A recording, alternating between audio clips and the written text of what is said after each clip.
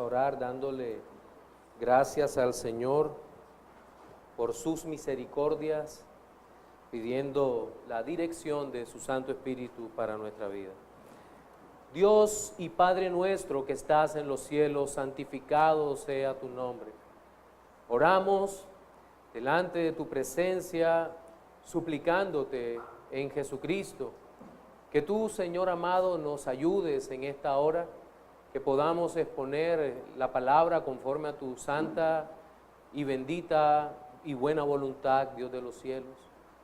Que tu palabra llegue a nuestra alma, produciendo en nosotros el efecto por el cual tú desde la eternidad has decidido que produzca, trayendo exhortación para nuestra vida, trayendo edificación para nuestra vida, trayendo consuelo profundo para nuestra alma, Señor. Gracias porque eres tú el único que lo puedes hacer, y te pido me des la sabiduría, la inteligencia, el entendimiento, el conocimiento de tu palabra, la humildad, la actitud correcta, entendiendo que para estas cosas, ¿quién es suficiente, Señor? Guíanos, ayúdanos y bendice a cada uno de mis hermanos que en esta hora están aquí con nosotros, Señor, y aquellos muchos que nos ven a través de este video, Señor. Gracias, en Jesucristo nuestro Señor oramos. Amén. Hay un refrán común en América, sobre todo en el área norte, más que todo hacia los Estados Unidos, y es que hay dos cosas que para el hombre son seguras: la muerte y los impuestos, es lo que ellos dicen. Pero yo diría que para el cristiano hay una tercera cosa que es segura. Se trata de la disciplina. La disciplina es segura, que en algún momento de nuestra vida la disciplina del Señor nos alcanzará, porque Dios lo ha decidido así, porque en medio de una situación de pecado como vivimos continuamente en nuestro mundo, la disciplina nos puede golpear y de hecho la disciplina nos puede servir, y de hecho nos sirve continuamente en nuestra vida. Pero cuando hablamos de disciplina, ¿a qué nos referimos? Bueno, en pocas palabras, es la forma como Dios corrige a sus hijos, para que estos sigan avanzando sin desviarse del camino de la vida cristiana, lo cual puede ser muy doloroso para nuestras almas. Y permaneciendo en el camino de la vida cristiana, maduremos, seamos fortalecidos, pero ante todo y por sobre todas las cosas, que seamos conformados a la imagen de Cristo. Ese es el propósito glorioso de la disciplina de Dios para nuestras vidas. Bíblicamente encontramos el tema de la disciplina tanto en el Antiguo como en el Nuevo Testamento. En el Antiguo Testamento, la disciplina que tiene que ver con la palabra hebrea musar, disculpen,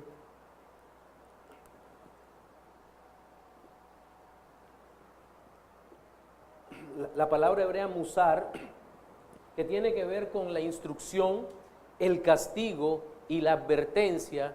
También en el Nuevo Testamento, en el griego, encontramos la palabra paideia, que significa básicamente instrucción.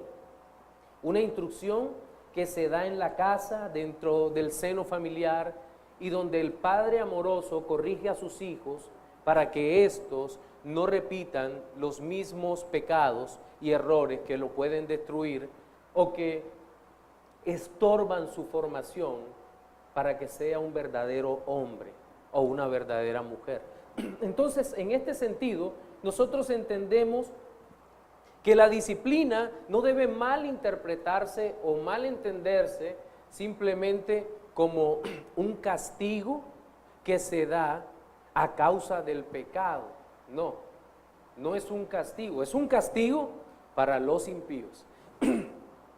Para los impíos no hay disciplina, hay castigo. ¿Por qué? Porque el propósito de Dios con el impío es destruirlo. mientras que para el creyente es restaurarlo. ¿Y qué pasa con el castigo por el pecado del creyente? Cristo lo padeció en la cruz. Mientras que la disciplina será una manera, un remedio maravilloso para nuestras vidas y que nos ayudará a crecer en santidad. Y esta disciplina es el tema que en la carta a los Hebreos, a partir del capítulo 12, versículos 4 hasta el 8, vamos a encontrar una primera parte de lo que tiene que ver con la disciplina del Señor para nuestras vidas, o como dice el título de nuestro sermón de hoy, la superioridad de la disciplina en el nuevo pacto. Leamos el texto que les acabo de decir.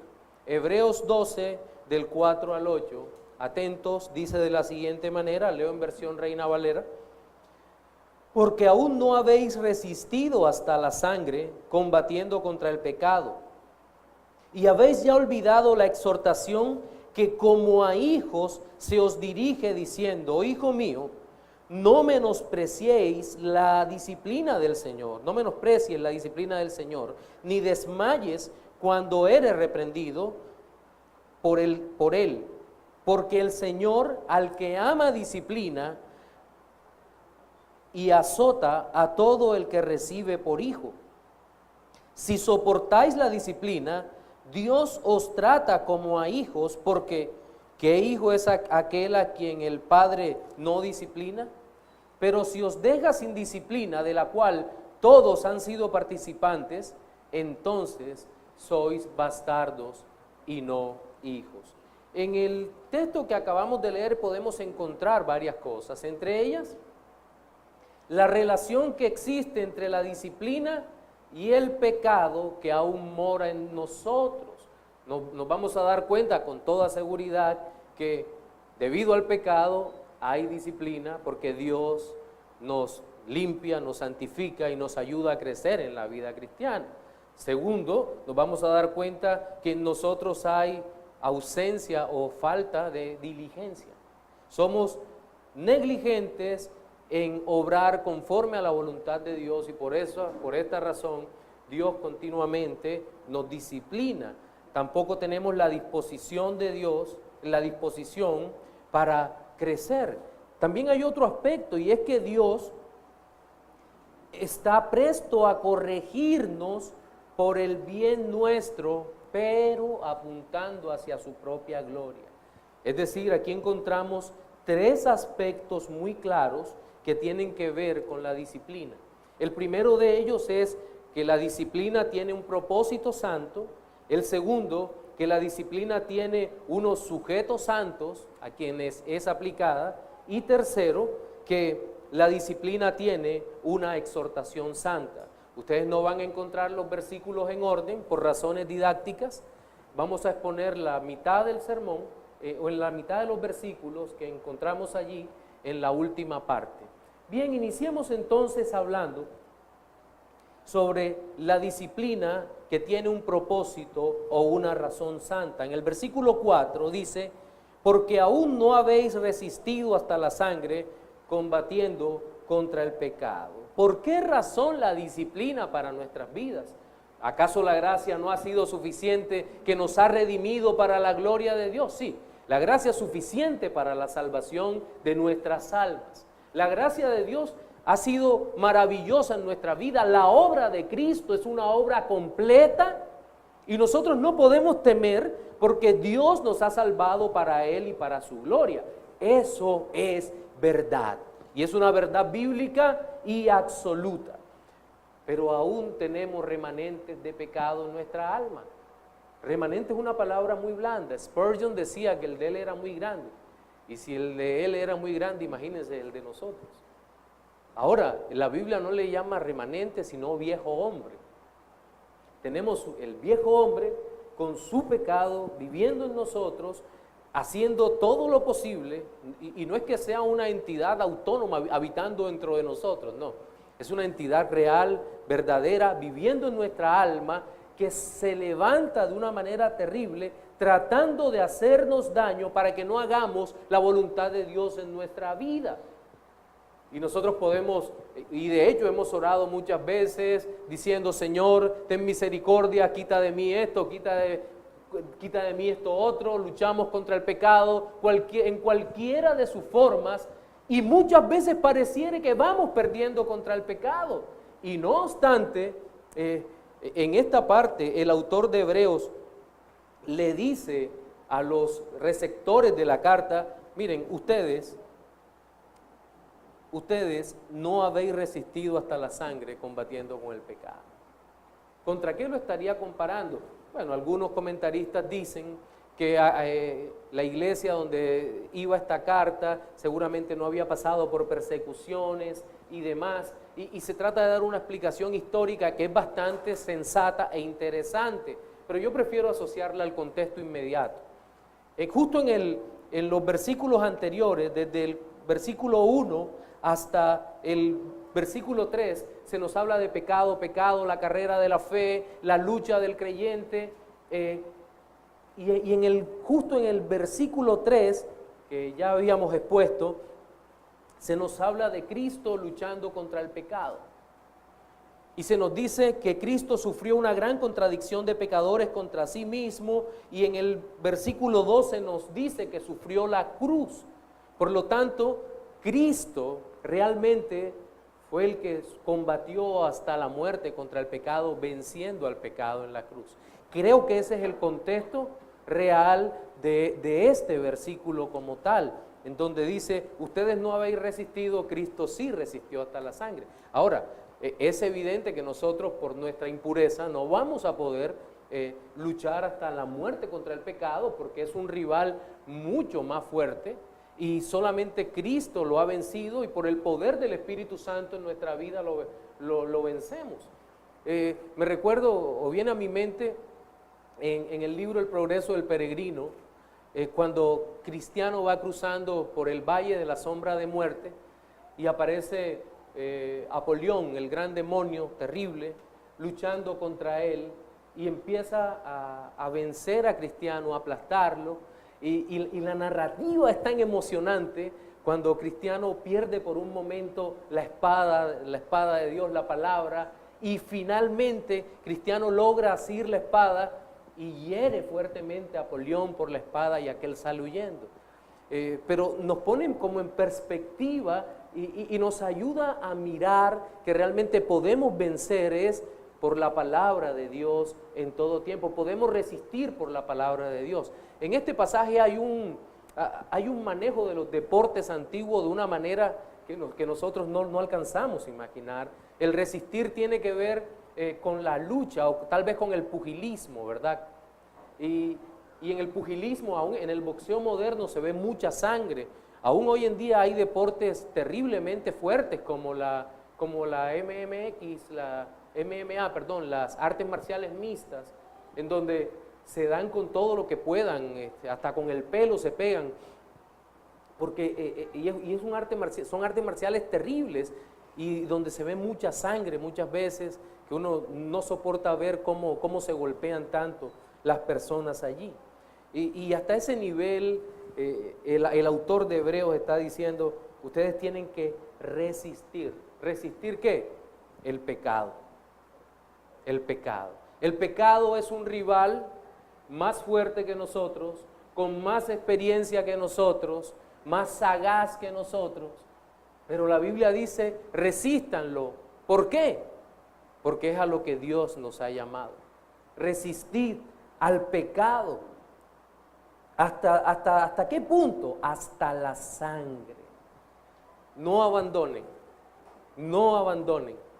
Hay una pelea famosa de Ali contra, no recuerdo cuál era el rival, y parece ser que Ali tenía la mano fracturada. Y Ali estaba por el término coloquial es tirar la toalla. Pero de repente, ya cuando estaba mal, que creo que iba a salir a duras penas al otro round, de la otra esquina tiran la toalla. Nosotros estamos llamados a resistir porque no vamos a ser derrotados, no porque seamos fuertes, poderosos, capaces o más santos que los demás, sino porque las fuerzas que tenemos no son nuestras, sino de Dios. Y esas fuerzas son ilimitadas. Son recursos ilimitados que vienen del cielo. Y por eso aparece otra palabra aquí en el versículo 4 que es combatiendo. ¿Cómo? Bueno, las armas que Dios nos ha dado son armas espirituales, dice la Escritura, poderosas en Dios para la destrucción de fortalezas.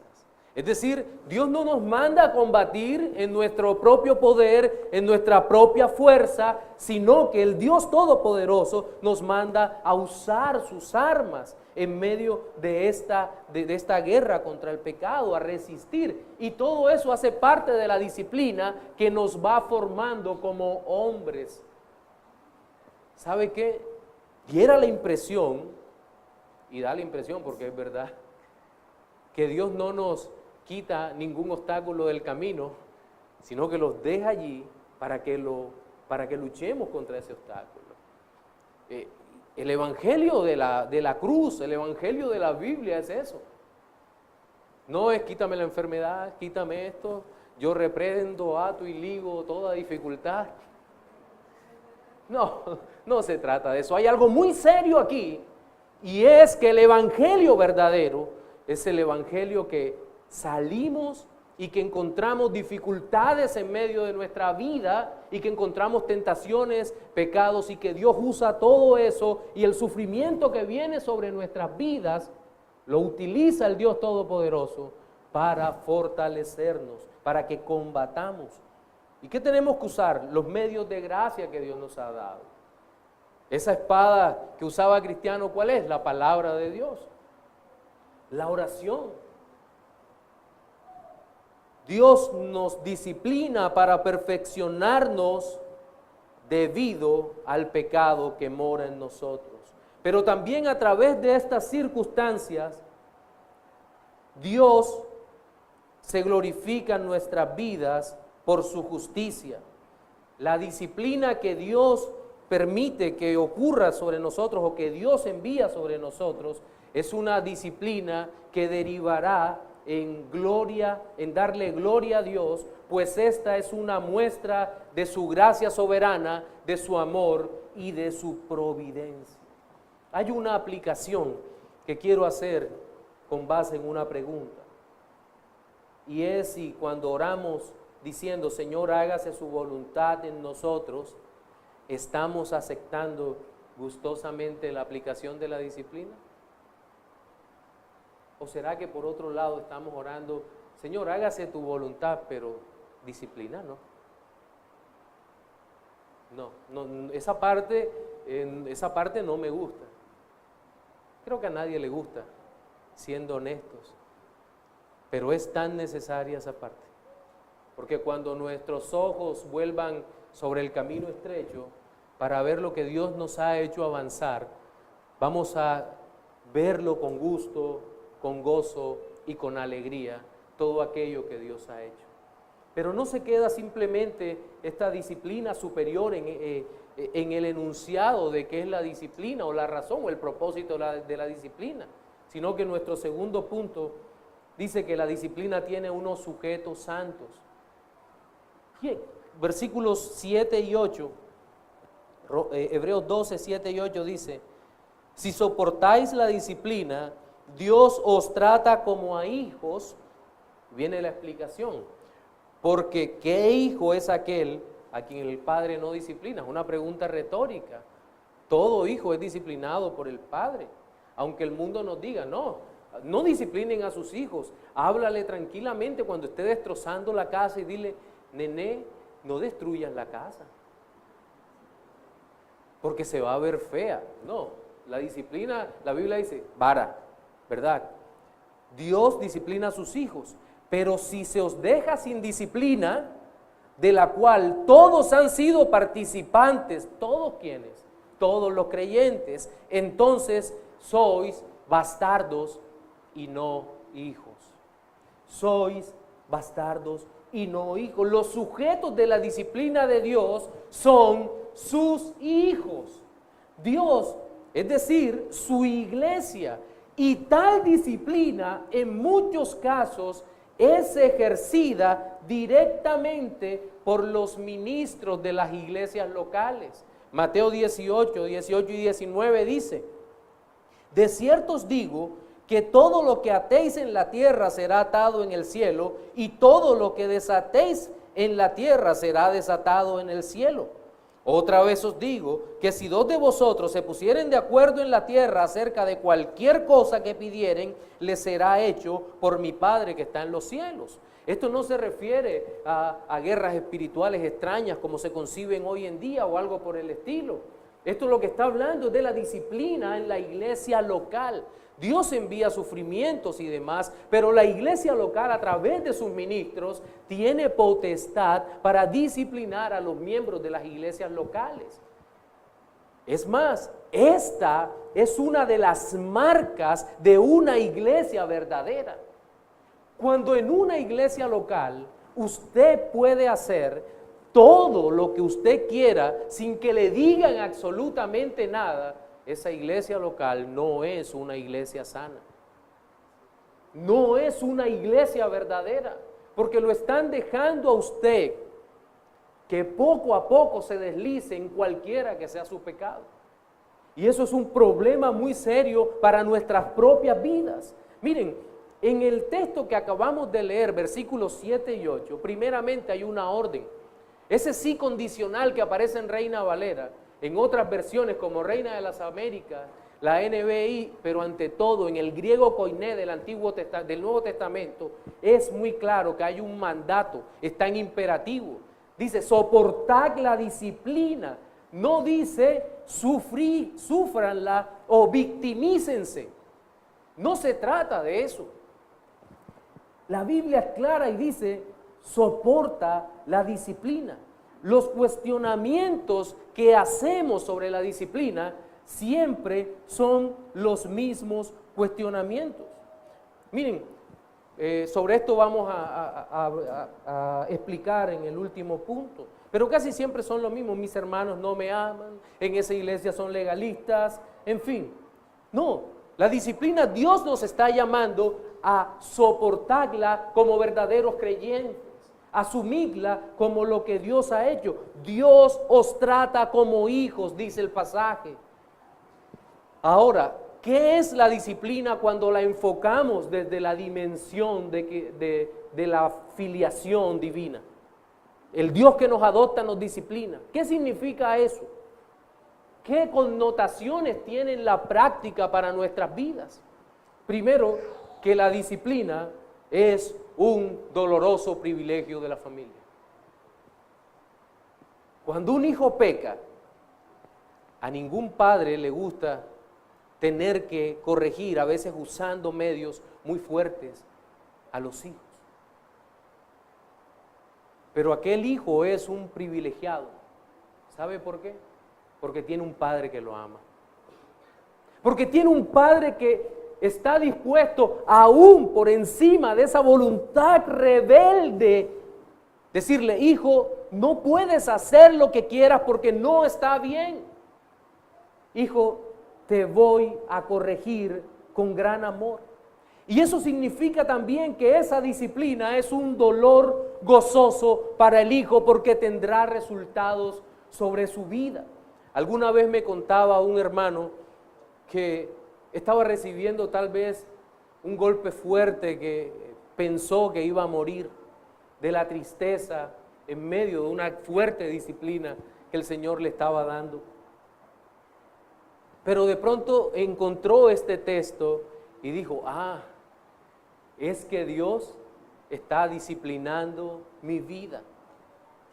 Y dice que a partir de allí empezó a tener consuelo en su alma. Y creo que aquí hay otro aspecto a considerar cuando vemos esa relación padre e hijo. Y es que nos da la seguridad de que somos hijos.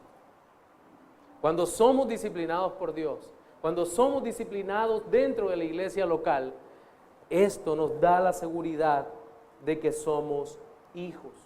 Ahora, La iglesia verdadera hará uso de la disciplina, es decir, no va a negar su responsabilidad, cueste lo que cueste. Cueste lo que cueste, lo tendrá que hacer. Y lo tendrá que hacer porque por amor a los hermanos, los ministros de las iglesias tendrán que usar la disciplina, porque si no lo hacemos, dice la Escritura que es como si los hijos fueran hijos ilegítimos, bastardos. No es la misma connotación del hijo ilegítimo antes, en la época en que se escribió la carta, que la que hoy tenemos. Si el hijo ilegítimo era el hijo ilegítimo del rey, no tenía derecho a acceder al trono. Si era hijo ilegítimo de un hombre rico, no tenía derecho a la herencia. Las leyes han cambiado y por esa razón los hijos ilegítimos o naturales hoy en día podrían heredar las fortunas de sus padres, ¿verdad? Eso es lo que podemos entender. Pero en este contexto dice que el que no recibe en pocas palabras, el que no recibe la disciplina no es hijo. No es hijo. Es como nosotros tratar de ir a corregir al hijo del vecino.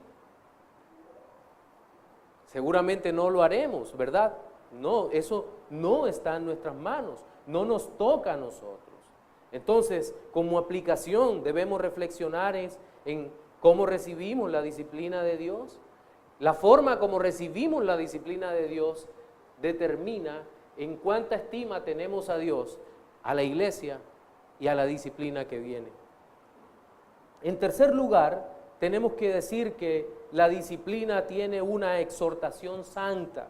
Versículos 5 y 6 dicen: y habéis ya olvidado la exhortación que como a hijos se os dirige diciendo: hijo mío, no menosprecies la disciplina del Señor, ni desmayes cuando eres reprendido por Él, porque el Señor al que ama, ojalá esa palabra se nos grabara profundamente en nuestra vida, en nuestras almas, en nuestra mente, en nuestra memoria. El Señor al que ama disciplina. Y lo siguiente parece no ser tan agradable, pero es una realidad que está allí y azota a todo el que recibe por hijo. Amor, azote. ¿Cómo así? Sí, nuestra sociedad actual no entiende esta realidad. Le llama maltrato. No sé cómo le llama. Son capaces de llevar un expediente enorme de muchas, tal vez de miles de páginas en contra de Dios por maltratar a sus hijos. No, el amor de Dios también se expresa mediante la disciplina. Y lo curioso en esta parte es que hay una exhortación, es decir, algo muy fuerte en donde Dios dice, en primer lugar, que hemos olvidado la exhortación. ¿Qué hemos olvidado? Que la disciplina llegará. Primer punto. Vivimos la vida como si la disciplina de Dios no fuese a llegar sobre nuestra vida. Y muchas veces dejamos de hacer lo que debemos hacer debido a que creemos que no va a pasar nada con nosotros, debido al pecado y demás. No, Dios va a disciplinarnos. Segundo, que por ser hijo la recibirás, llegará. Eres hijo, es segura. Vendrá sobre ti. Y que es buena. Eso también debemos tenerlo claro. La disciplina es buena. Nadie ha dicho que es un caramelo cubierto de chocolate. Es buena. Sí, es buena para nuestra alma. Y eso tiene que estar claro. Y por eso allí mismo hay una parte de esa exhortación santa que aparece en estos versículos. Dice que no menosprecies la disciplina. Es decir, no eches de lado, no tengas en menos, no la consideres poca cosa. Y una de las más comunes acciones de los hijos de Dios frente a la disciplina es que la consideramos injusta o desproporcionada muchas veces. La consideramos así. Eso me hace acordar cómo actúa el niño pequeño frente a la disciplina de papá. El padre creyente le dirá: hijo, mira, tú has pecado, has hecho lo que yo te dije que no hicieras, por lo tanto te castigo. Vara. El hijo, tal vez sin entenderlo, un chico de 4 a no sé qué edad, cruzará sus brazos y dirá rabioso después de haber llorado mucho: papi es malo, papi no me ama. Hay muchos cristianos con esa actitud, con una mente infantil, y nosotros podemos caer en eso. Papi es malo, papi no me ama, la iglesia no me ama. Esa es la actitud del niño pequeño, pero también está la actitud del joven. La sociedad actual le llama el adolescente, ¿verdad? Hoy hay una infantilización terrible de la sociedad y en consecuencia una infantilización terrible de la iglesia del Señor. Ese cristiano que parece un adolescente dirá: cuán malvado o cuán malvados son en la iglesia por haberme disciplinado a mí, que lo único que he hecho es bendecir a la iglesia. ¿Qué tiene que ver el servicio con la disciplina? ¿Acaso el servicio te excusa para no recibir la disciplina del Señor? El adolescente probablemente encontrará en su escuela, en su universidad, otras personas no creyentes a quien contarle sus penurias. Decir: mira, es que en la iglesia esto, y el creyente de otra iglesia seguramente dirá: mira, yo entiendo profundamente tu problema, yo también soy incomprendido. Eso que hicieron contigo está mal. Sí, está mal, y ninguno de los dos revisa la Escritura. Cuán malvado es el padre de familia que lo disciplina y aparece la murmuración, la destrucción del carácter, y poco a poco se va enterrando más y más en un odio terrible hacia la fuente de la buena disciplina del Señor, perdiendo la mirada del amor de Cristo y aún del amor de los hermanos. ¿Y qué ocurre aquí? Que no ven la cruz y no ven a Cristo. Muchas veces la disciplina empieza a producir una raíz de amargura en el corazón y un profundo dolor porque se ha tocado el orgullo de nuestra propia alma. ¿Están disciplinando a mí? ¿Alexander Mercado disciplinado? ¿Es que no ven quién soy? Aparece la frase favorita de todos los borrachos en Colombia cuando van manejando: ¿usted no sabe quién soy yo? No, sí, Dios sabe quién eres tú y por eso te disciplina. Sabe exactamente quién eres tú, sabe cuán grande es tu orgullo, cuán grande es tu pecado, y por esa razón vas a ser disciplinado. ¿Por qué? Porque te ama. Porque te ama profundamente. Pero nuestra vista, mis amados hermanos, tiene que volverse a Cristo. Debemos valorar el coraje del Señor, su valentía. Tenemos que considerar la devoción de nuestro Señor y Salvador Jesucristo, que no merecía la disciplina, del Señor, y no obstante, allí fue clavado en la cruz del Calvario.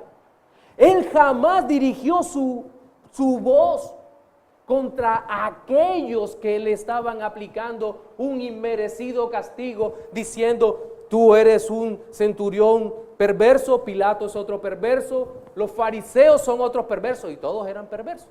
Pero el Señor no les dijo así.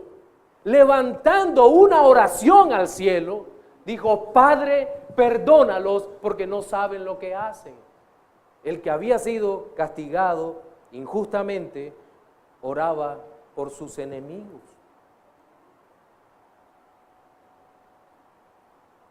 Ahora, cuando estamos en medio de la disciplina del Señor, muchas veces no sabemos cómo orar. Incluso aparece aquella versión pietista del Evangelio. Hay muchas cosas pietistas que me gustan, otras no. Definitivamente creo que Dios en su predestinación no me escogió para ser pietista. Pero el hecho es que muchas veces el pietista, y eso ha calado profundo en medio de las iglesias evangélicas, es preguntar, no le podemos decir a Dios: Dios, ¿por qué ocurre esto en nuestras vidas? Sino, ¿para qué ocurre esto en nuestras vidas? Pregunto, ¿acaso Cristo no preguntó por qué? Eloi, Eloi, lama sabachthani. Dios mío, ¿por qué me has desamparado? Ah, pero era Cristo. Sí, Cristo. Pero ¿acaso nosotros no podemos hacer esa pregunta? ¿Es un acto de soberbia hacerlo? No. Sí, vamos a ser enseñados en medio de la disciplina, pero seguramente Dios dice que pidamos a Él sabiduría, que indaguemos el porqué de cada situación, y seguramente el Señor nos va a explicar el porqué para nuestras vidas, ¿verdad? Y en este mismo pasaje hay una frase que me gusta mucho cuando hablamos de disciplina, y es porque dice: no desmayes, ni desmayéis cuando eres reprendido por Él. No desmayes. No caigas al suelo hasta creer que para ti no hay esperanza. No desmayes en medio de la disciplina del Señor. No pierdas la fuerza, mi amado hermano. No cedas ante tu propia tentación, no cedas ante tus propios impulsos, no cedas ante tu maldad, ante tu rebeldía. Humíllate delante del Dios Todopoderoso. No inventes una historia en tu mente de que todos me odian. No inventes esa historia. Mira a Cristo, mira la cruz. Sufre el azote, gózate en esos hermanos imperfectos igual que tú, que Dios ha puesto a tu alrededor para que sean de beneficio para tu vida y para que tú seas de beneficio para ellos. Esa es la disciplina que el Dios Todopoderoso nos da. Una última aplicación en este tercer punto, y es un llamado a que tengamos cuidado con lo que sentimos sobre la disciplina. Ortopatía. Sentimientos adecuados para hijos de Dios. Ortopatía. Supliquemos a Dios que por su Espíritu Santo nos ayude a tener las sensaciones correctas, los sentimientos correctos, para de esa manera darle gloria a Él. Luchemos por tener una mansedumbre genuina en medio de la disciplina. A eso nos ha llamado el Señor. Un amor genuino por Cristo y la iglesia.